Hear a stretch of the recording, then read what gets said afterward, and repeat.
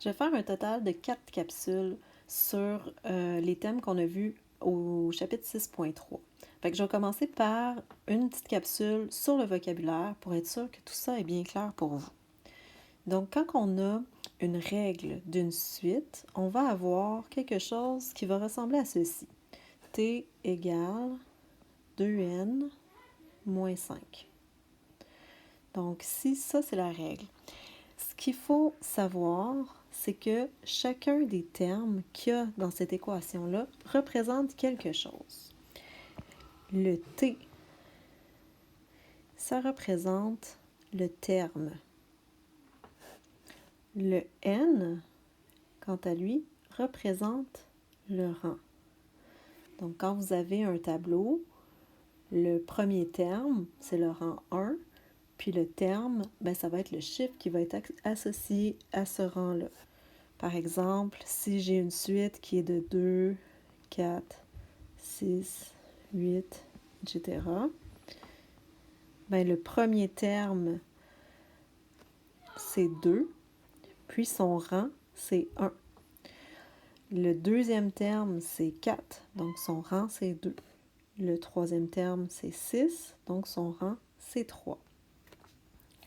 Ensuite, on a ce chiffre-là qui représente la régularité. Ça veut dire que entre chaque chiffre, je vais faire des bonds de 2. Puis, finalement, j'ai une constante. Donc, un chiffre qui, lui, ne change pas. Donc, dans ce cas-ci, ça va être moins 5. Et dans toute cette règle-là, ce qu'on va appeler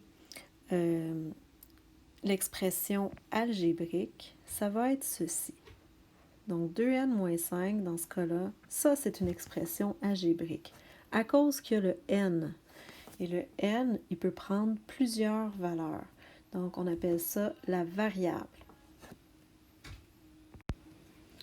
On peut donc remplacer le n par n'importe quel rang pour trouver n'importe quel terme. Et si, mettons, je voulais trouver le 132e terme de la série, j'aurais juste à appliquer cette règle-là pour trouver le terme correspondant. Je vais vous montrer comment on fait pour trouver un terme à partir du rang dans ma prochaine capsule. Maintenant, on va voir comment chercher un terme à partir de la règle. Donc, si on connaît la règle, mettons que j'ai T égale 2n moins 5. Et puis que je vous demande à partir de ça de construire un tableau dont vous avez le rang et les termes. Donc le rang, ça va être le premier, le deuxième, le troisième, le quatrième et le cinquième. Donc je vous demande de trouver les 5 premiers termes d'une suite à partir de la règle 2n moins 5. Donc ce qu'on va faire, c'est qu'on va remplacer le n par chaque chiffre qui représente le rang. Donc, je cherche le premier terme. Ça veut dire que mon terme va être égal à 2 fois 1 moins 5. Donc, ici, j'ai remplacé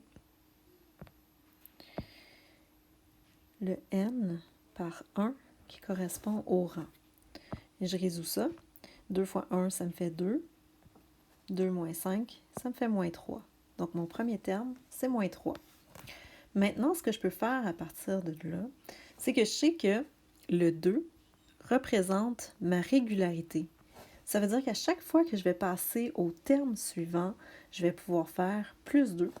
Ça veut dire que ici, pour me rendre au deuxième terme, je fais plus 2. Donc, moins 3 plus 2, moins 1.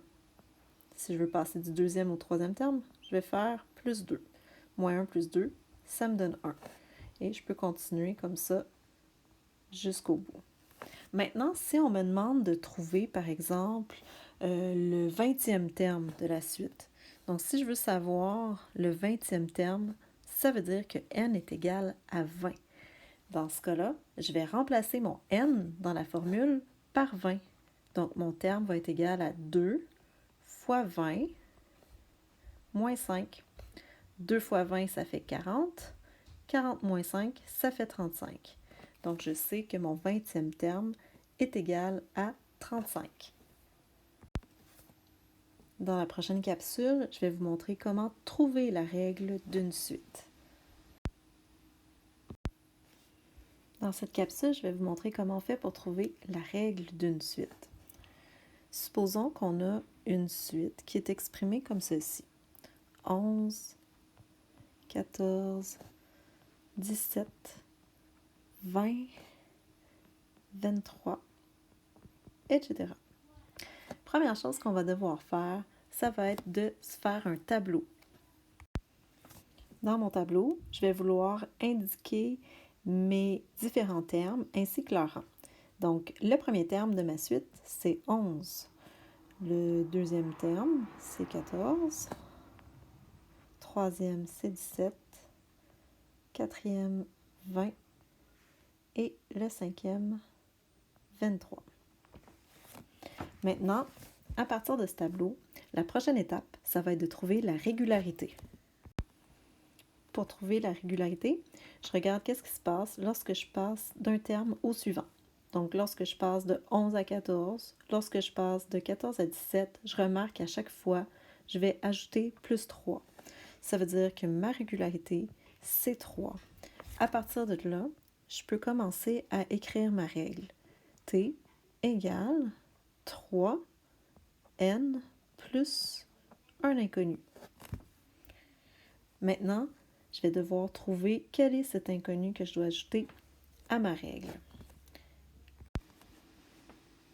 Pour trouver cet inconnu, je vais utiliser ici le premier terme avec le rang 1.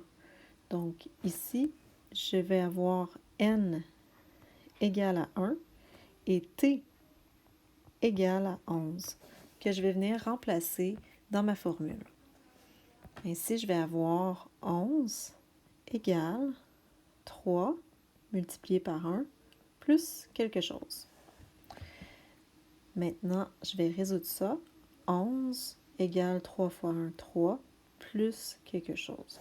Maintenant, je veux savoir, qu'est-ce que j'ajoute à 3 pour obtenir 11? Comme ça, je suis capable de trouver mon inconnu, qui est de 8. Donc, je peux maintenant écrire ma formule, c'est-à-dire ma règle.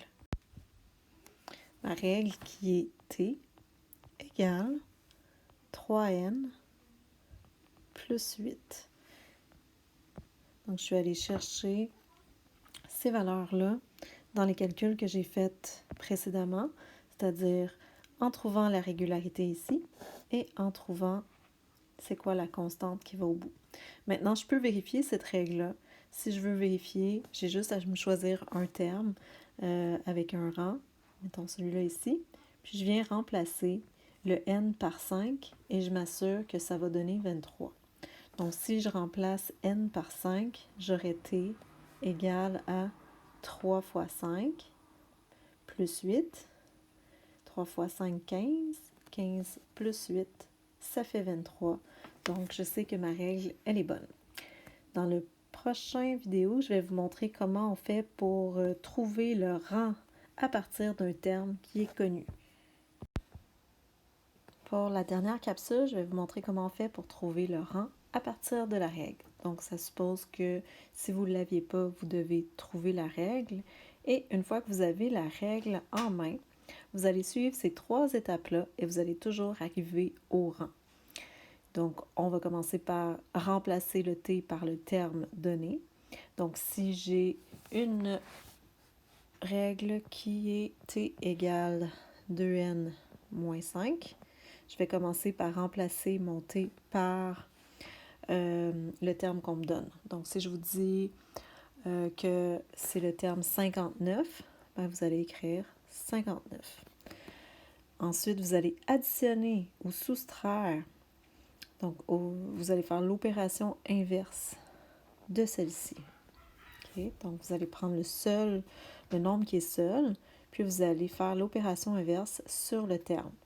Donc, j'ai moins 5, ça veut dire que je vais faire plus 5, ce qui va me donner 64. Dernière étape, je divise le nombre obtenu par la régularité. La régularité, c'est 2. Donc, ce que je vais faire 64 divisé par 2 et ça me donne 32. Donc, mon n est égal à 32. Si jamais vous avez besoin de plus d'exemples pour n'importe lequel de ces capsules que je vous ai présentées, n'hésitez pas à m'en faire part. Je vais me faire plaisir de vous en faire des capsules avec des exemples.